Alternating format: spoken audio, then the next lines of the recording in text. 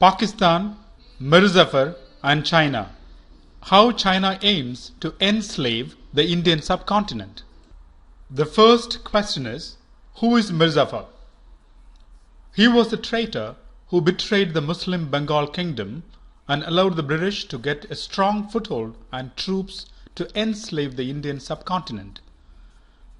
This is the same role that Pakistan is playing, allowing Chinese troops to occupy and use their land, their people, to enslave people from the Indian subcontinent. Why did Mir Jafar go against his people? Same reason that the Pakistani generals are doing right now. Greed and jealousy against the king, who was his cousin. This betrayal made the Indian subcontinent pay a colossal price in lives and money cost. We had the 1857 revolution to try to free the Indian people from the British, which led to millions of deaths. We had the Indian independence movement, where hundreds and thousands of people were killed, lots of injustice was done against them. We had the Bengal famine, where millions and millions of people died because the British ordered that indigo be grown as opposed to food crops in India during the Second World War. There was rape and murder and pillage of India and use of divide and rule, which is being played across the subcontinent even today, using religion between brothers, because people forget that one brother could have been a Hindu and the other a Muslim before the bitter partition was forced on us by the British.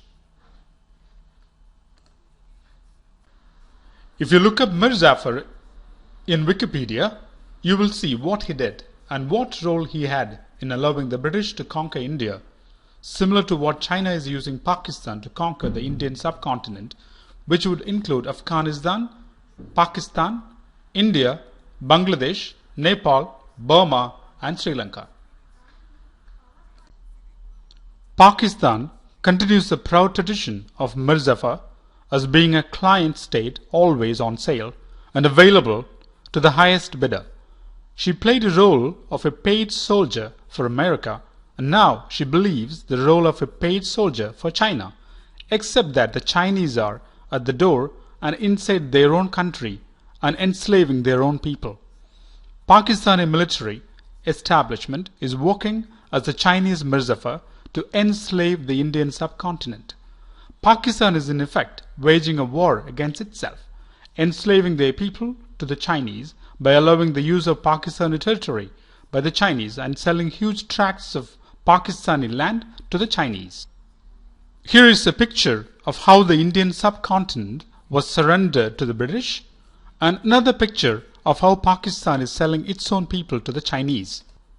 What can India do for Pakistan? Unfortunately, very little, directly, but it should be called out that this behavior is the worst behavior ever, exposing how the Pakistani generals are selling their people to slavery.